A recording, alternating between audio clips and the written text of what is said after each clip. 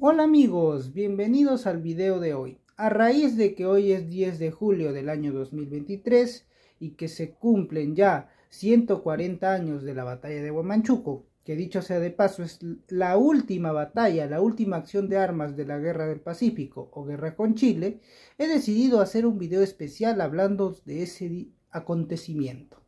He decidido hablar acerca de la Guerra con Chile y todo lo que ocurrió en los años 1882 y 1883, que fueron los últimos años de la guerra.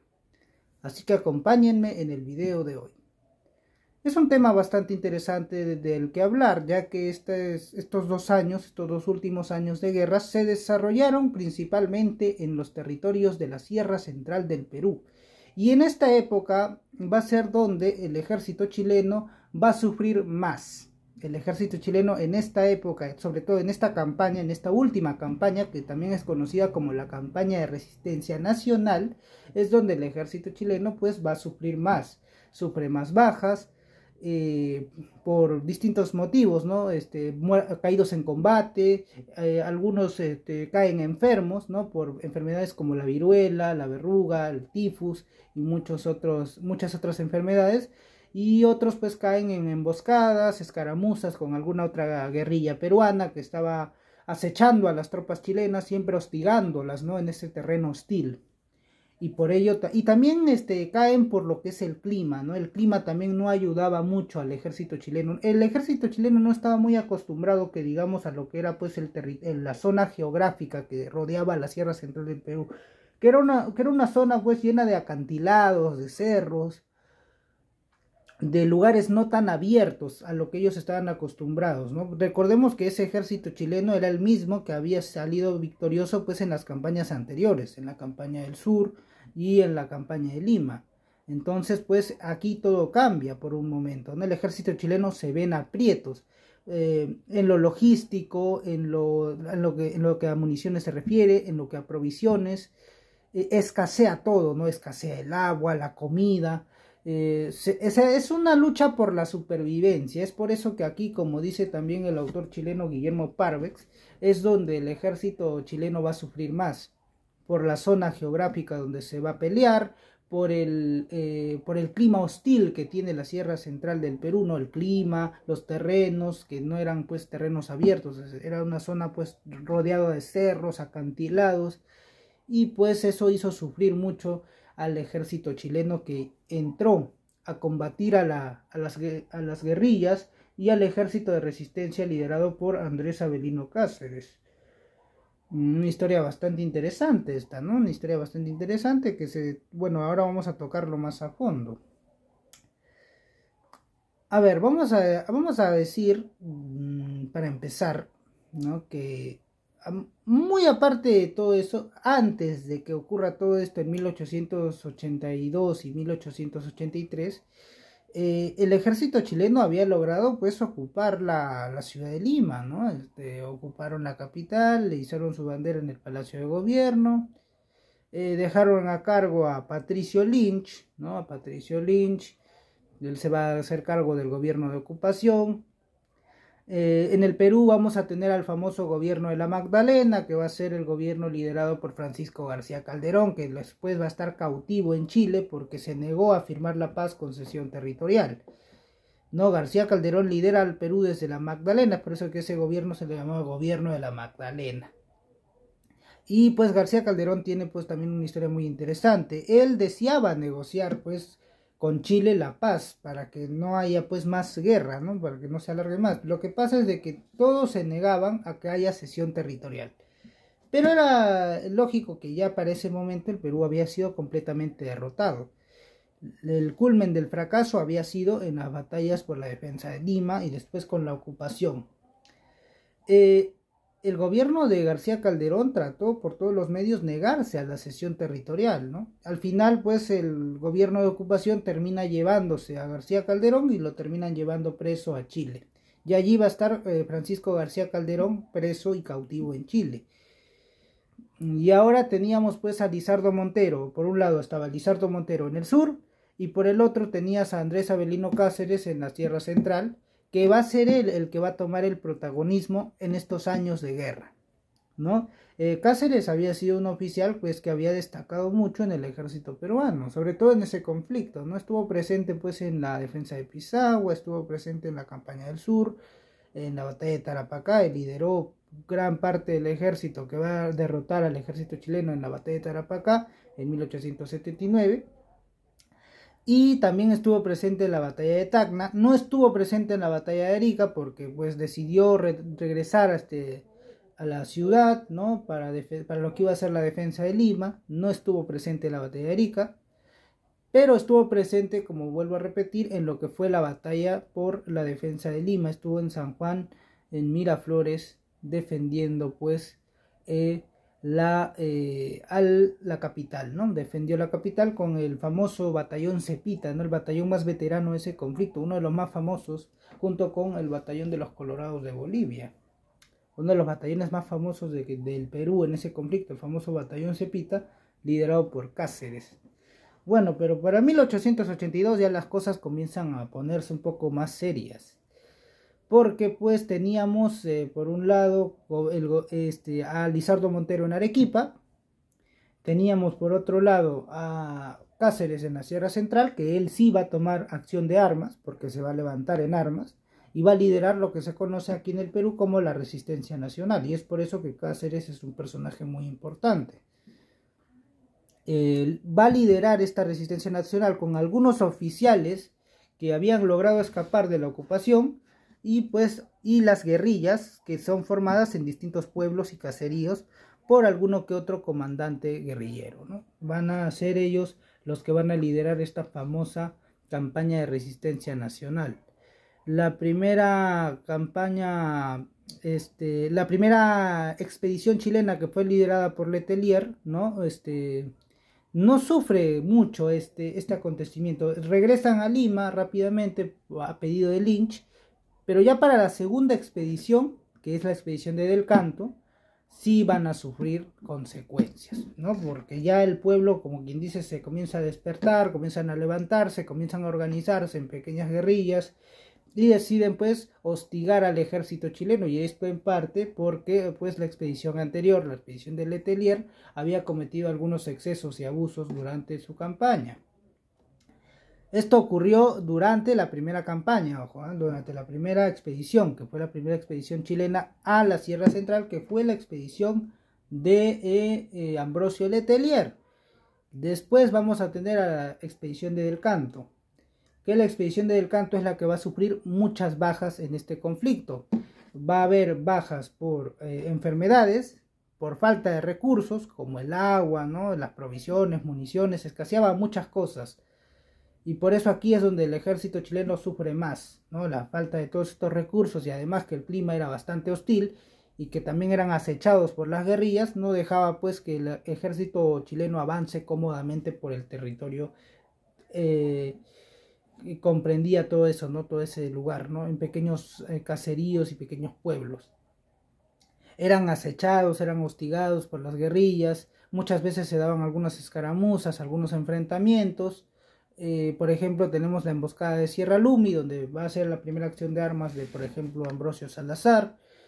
Vamos a tener, por ejemplo, la famosa batalla de Concepción, que va a ser la batalla más recordada de esa campaña, ¿no? La campaña de la Breña, aparte de Huamachuco, la otra acción de armas más recordada es, bueno, en Chile recordada, ¿no? Aquí en el Perú no se recuerda mucho, pero sí es importante también, ¿no? Para lo que fue la Sierra Central, y en especial para el pueblo de Concepción.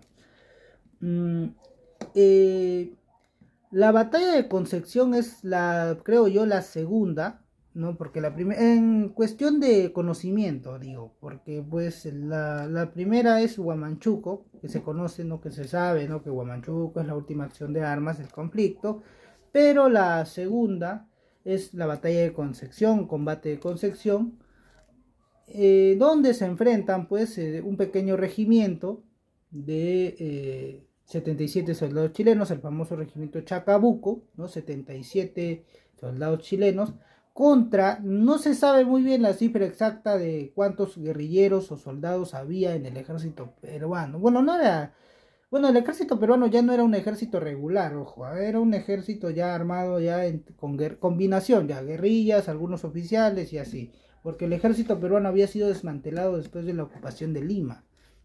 No se desarmó por completo al Perú, pero estos oficiales que habían sobrevivido se lograron ir y lograron unirse a Cáceres en su resistencia. Muchos de ellos hicieron aquello, ¿eh? Por ejemplo, justo Pastor Dávila, ¿no? Este oficial que también estuvo presente en la campaña del sur y en la defensa de Lima. Otros, como Belisario Suárez, estuvieron fuera porque pues fueron arrestados y fueron llevados presos hacia Chile incluso, no los llevaban presos a Chile. Por ejemplo, el caso de Leoncio Prado, por ejemplo, ¿no? Que Leoncio Prado estuvo preso y después firmó un juramento diciendo que nunca iba a levantar las armas contra Chile. Después regresó y pues terminó yéndose a unirse a la resistencia.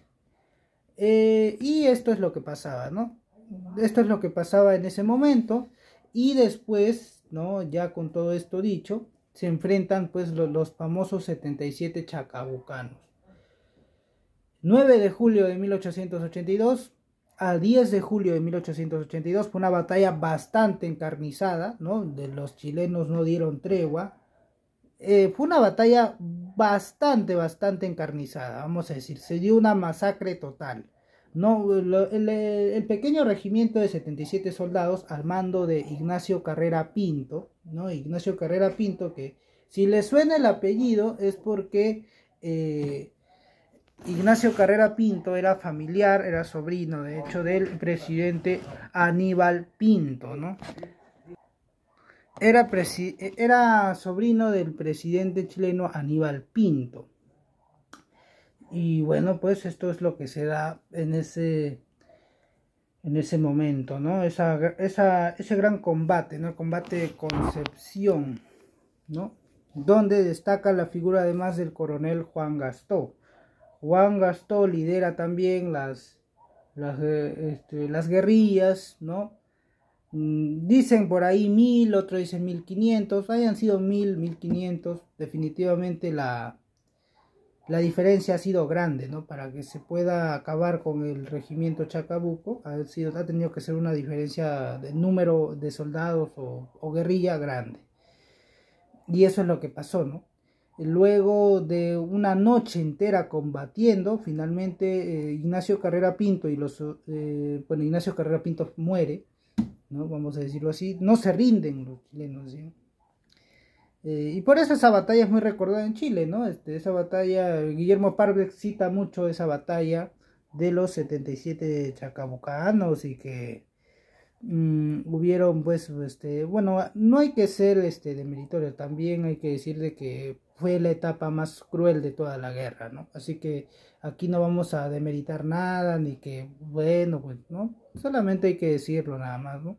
Bueno, en el Perú no se recuerda mucho Concepción, vamos a ser sinceros, estoy seguro que casi nadie sabía que ayer, que era 9 de julio, se cumplía 141 años de lo que había sido el combate de Concepción y el triunfo de las guerrillas lideradas por el coronel Juan Gastó y Ambrosio Salazar, no se sabía, pero en Chile sí se sabe bastante, es un día creo que hasta festivo, se celebra el día de su bandera, creo, si mal no me equivoco. Entonces esa batalla marca mucho a la historia de Chile también. Y todo eso pasó pues en 1882. Después vamos a tener la batalla de San Pablo que se da en el norte. También fue una batalla, ¿no? Pero no fue un triunfo significativo tampoco. Luego, ese mismo 1882, mismo 1882, donde el ejército de Cáceres había logrado dar bajas al ejército chileno, el ejército de Del Canto se termina retirando. Ese mismo 1882 se va a dar un acontecimiento muy importante. Estoy seguro que muchos hablan de este personaje, ¿no? Que después va a tener una guerra con Cáceres, incluso, imagínate. Este famoso personaje, Miguel Iglesias. Miguel Iglesias Pino de Arce, ¿no? Que también estaba pues en ese momento en lo que era el norte, ¿no? Y él da el famoso grito de Montán, donde pues accede ya a acabar de una vez con la guerra, ¿no? Quiere que se acabe la guerra porque seguían las masacres, seguían los arrasamientos, y para Iglesias de alguna manera ya el seguir con la guerra era pues algo inútil, ¿no? O sea, porque veía, ¿no?, que se daban arrasamientos de pueblos enteros, habían enfrentamientos ya innecesarios. Entonces Iglesias, desde su punto de vista, ya era el momento ya de poner fin a esta guerra, ¿no? Esta guerra que le había traído graves consecuencias al Perú en lo económico, en lo social y también por supuesto en lo político, ¿no? Tenías a Lizardo Montero en el sur y no se sabía exactamente quién lideraba al Perú. Entonces Miguel Iglesias accede, ¿no?, a tener que firmar la paz con cesión territorial. Y el 31 de agosto de 1882 se da el famoso grito de Montán, ¿no? Y Miguel Iglesias va a tomar pues en parte el protagonismo para lo que va a ser previo a lo que va a ser la firma del Tratado de Ancón, que se va a dar un año después, en 1883. Va a tener que enfrentarse a la resistencia cacerista, porque Cáceres aún estaba con fuerzas para poder combatir a las expediciones chilenas que iban en su contra, pero todo termina ya de una vez con lo que va a ser la batalla de Huamachuco. En la batalla de Huamachuco, si bien es cierto, Cáceres está presente en la batalla, ¿no? Cáceres está presente, tiene a su regimiento, ¿no?, tiene su estado mayor completo. Ya es una batalla a campo abierto. Y esa batalla se pierde. La batalla de Huamachuco se pierde. El ejército peruano, liderado por Cáceres, pierde la batalla. Y hay bajas en el ejército, ¿no? Por parte del ejército peruano de resistencia, muere uno de los lugartenientes de Cáceres, Juan Gastó, coronel Juan Gastó muere. También fallece el joven coronel Máximo Tafur, y Leoncio Prado Gutiérrez, que termina siendo pues fusilado, ¿no? Esa famosa historia del fusilamiento de Leoncio Prado. Que Leoncio Prado, dicho sea de paso, era hijo del presidente Mariano Ignacio Prado, ¿no? Mariano Ignacio Prado, que se había ido en plena guerra, ¿no?, con la famosa excusa de ir a comprar armas. Dicho sea de paso, nunca volvió con las armas. Una de las historias más polémicas de la historia peruana, ¿no? Y por eso hay hasta libros incluso que hablan de eso, ¿no? El famoso viaje de Prado, el expediente de Tornique, ¿no? O el expediente Prado, que escribió Belaúnde también, ¿no? Y hay muchas historias acerca de Prado y por qué se fue del Perú. Bueno, eso podemos hablarlo en otro video, ¿no? Porque es una historia bastante interesante, ¿no? Bueno, su hijo Leoncio Prado terminó muriendo después de la batalla de Huamachuco, resultó herido y bueno, al final fue capturado y terminó siendo fusilado ese mismo 1883. Falleció bastante joven Leoncio Prado, vamos a decirlo, con tan solo 29 años, o sea, no murió mucho.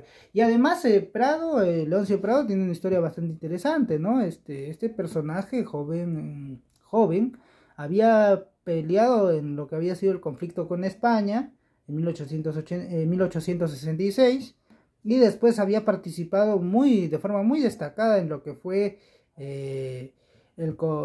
la guerra de los 10 años, ¿no? Esta famosa guerra de Cuba Libre, ¿no? La guerra de Viva Cuba Libre. 1875, 1878, ¿no?, que fue la guerra de los 10 años. Manuel de Céspedes, ¿no? Antonio Maceo, los famosos líderes de la primera intentona de independencia cubana de España, ¿no? Personajes, estuvo al lado de personajes, por ejemplo, como Antonio Maceo, los hermanos Maceo, ¿no? Antonio, José María Maceo, Guillermo Moncada, y el general Máximo Gómez Báez, el famoso Máximo Gómez, que tenía esa famosa táctica de machete, ¿no?, que dicen muchos que era la táctica más temida por los españoles, ¿no? Capturó, por ejemplo, es muy recordado esa famosa táctica que tiene Leoncio Prado de la famosa captura del barco español Moctezuma, ¿no?, 1877. Una historia muy interesante la del joven Leoncio Prado, que también falleció después de la batalla de Huamachuco. Bueno, Cáceres termina retirándose, en Ayacucho forma un nuevo ejército, pero pues ya la situación era insostenible, ¿no? Ya era tiempo ya de poner fin a la guerra. Hay un pequeño levantamiento en Arequipa contra el gobierno que estaba liderando Lizardo Montero. Decide irse Lizardo Montero y refugiarse en Bolivia, y esto hace que pues el ejército chileno tenga abierto todo para una siguiente expedición militar.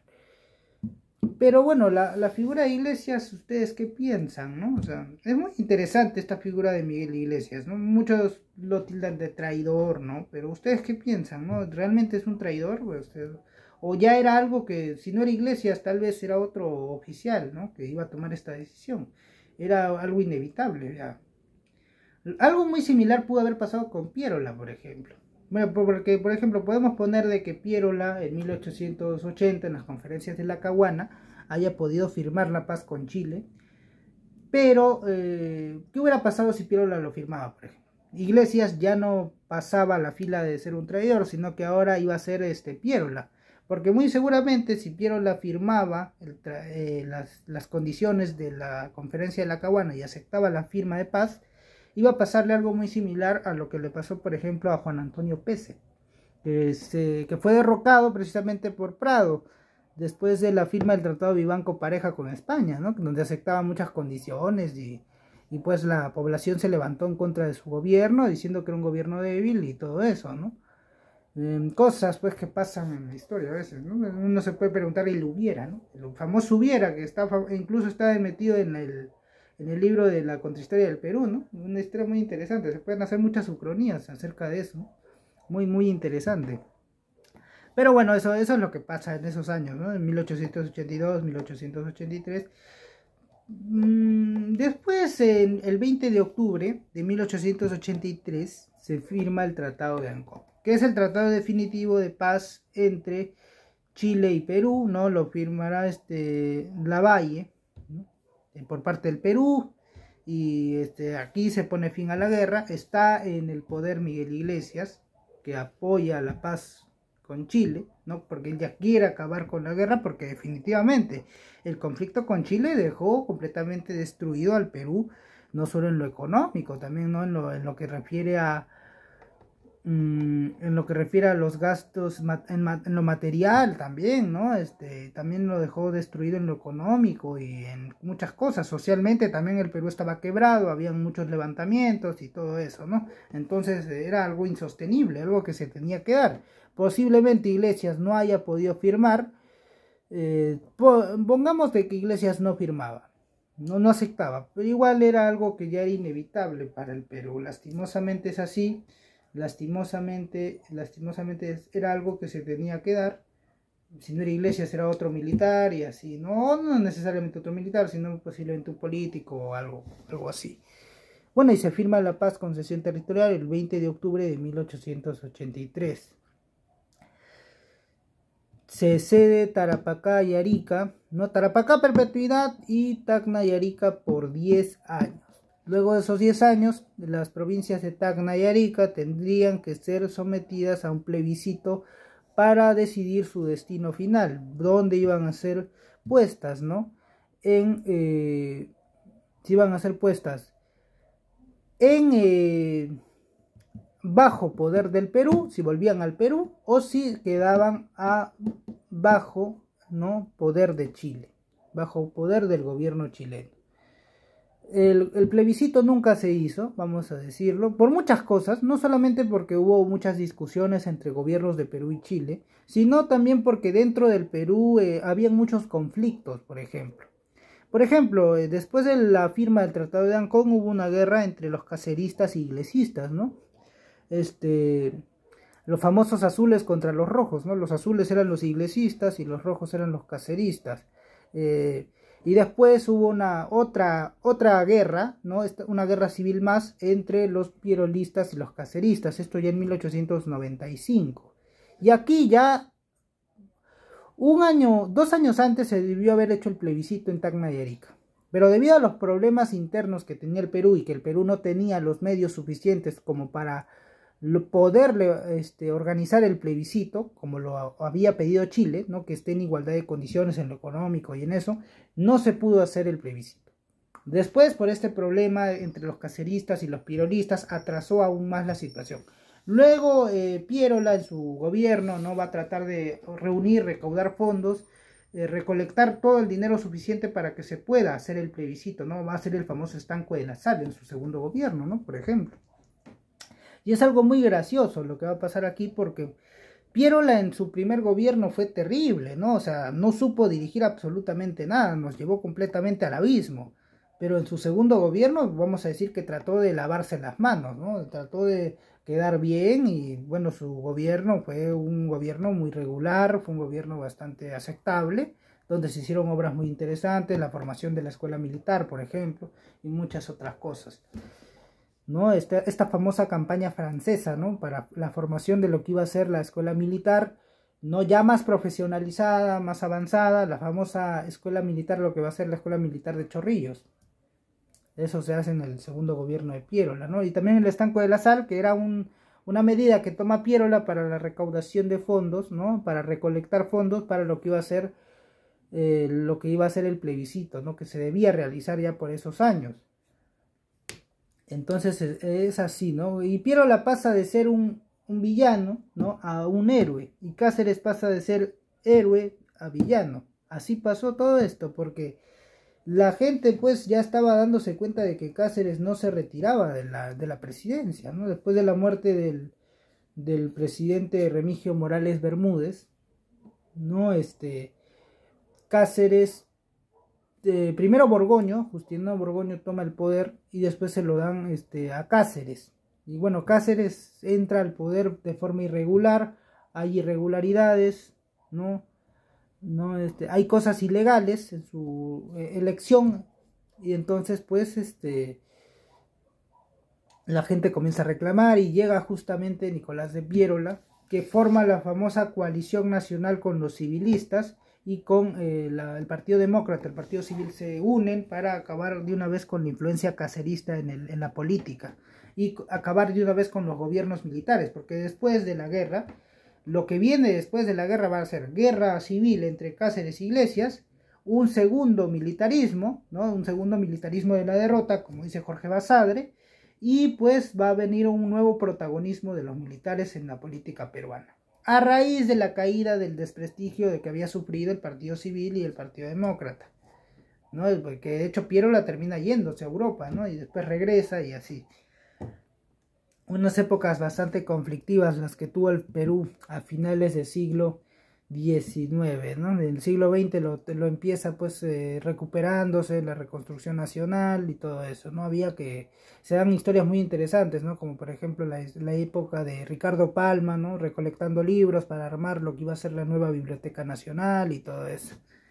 Una época bastante interesante, sin duda, ¿no? El Perú, de haberlo tenido todo entre 1845 y 1872, ¿no?, durante la famosa era del guano, terminó empobrecido, en la bancarrota, en la ruina total, ¿no? En lo económico quedó prácticamente en la ruina, por pues los malos manejos de los gobiernos anteriores, ¿no? La famosa corrupción que ha sido un cáncer en la política peruana, como dice el libro de Alfonso Quirós.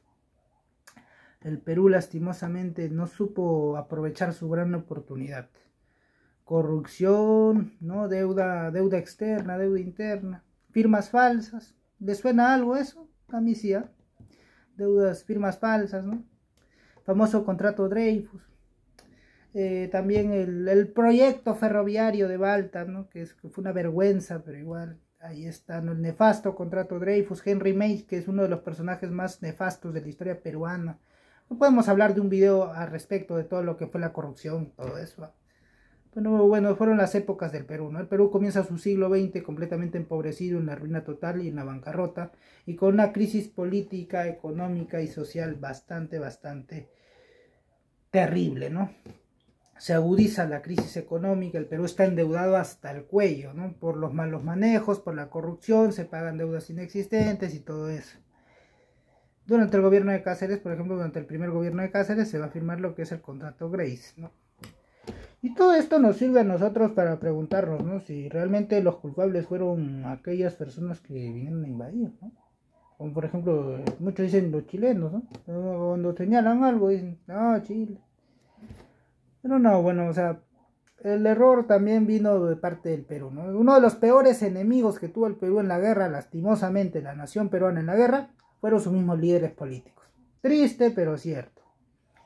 Uno de los mayores enemigos que tuvo el Perú en la guerra no fueron ni los chilenos ni los bolivianos, sino los mismos líderes políticos que tuvimos. Líderes políticos mediocres, incapaces, ¿no? Que solamente defendían sus intereses antes que los intereses de la nación. Y prueba de ello fue Pierola, que prefería meter en su ejército, ¿no? En su ejército que estaba armando, prefería meter a sus partidarios y allegados, ¿no? En sitios estratégicos, no solamente del ejército, sino también del Estado, para protegerse a sí mismo. Y por eso una de las cosas que hace mal fue meter a sus allegados al Estado, ¿no? A sus partidarios demócratas que eran terratenientes con grados de coroneles, generales, todo eso, ¿no? Es un gran error que hizo él. Prado también, ¿no? Por ahí. Y todo eso, ¿no? Es una historia para sacar muchas conclusiones, mucha, ¿cómo podemos decirlo? A ver. Es una época para sacar mucha reflexión, para recapacitar acerca del por qué perdimos el conflicto, ¿no? Ya sin decir nada, o sea, sin atacar a otros elementos, ¿no? Pero, o sea, yo creo que se debe acabar eso, ¿no? De atacar a otras personas, todo eso, se debe terminar. Bueno, y hay que cerrar este video, ¿no? Con una frase muy célebre, muy usada en la historia, ¿no? El que no conoce la historia vivirá condenado a repetirla. Bueno, Bueno, y ahora sí, pues este video va a cerrar, ¿no? Va a terminarse. No sin antes, pues voy a recomendar algunos libros, ¿no? Relacionados a este conflicto. Recomiendo el libro Chile en el Perú, de la historiadora Carmen McEvoy, ¿no? También recomiendo los volúmenes de Tordique, ¿no? Guillermo Tordique, que también tiene libros muy interesantes, ¿no? El viaje de Prado, vienen los chilenos y todo eso, ¿no? Libros muy interesantes. Ya, y si quieren autores de parte de Chile, recomiendo también a Parvex, ¿no? Que habla mucho acerca de la batalla de Concepción, incluso tiene un reportaje incluso en un programa de televisión y todo eso. Recomiendo bastante esos autores. Bueno, ya Basadre, ¿no? La historia de la República. Hay una editorial también especial acerca de ese conflicto, de la editorial Munilibros, muy bueno también. Bueno, y hasta ahí todo el video de hoy, amigos. Bueno, suscríbanse, denle like para más, comenten qué les ha parecido el video. Bueno, consideran ustedes, ¿no? Que tal vez Iglesias haya sido un traidor. Ustedes son los que sacan sus propias conclusiones, ¿no? Los dejo a su criterio personal. Saquen sus propias conclusiones acerca de este conflicto. Déjenlo en los comentarios, suscríbanse, denle like para más. Hasta la próxima. Nos vemos. Chao. Cuídense.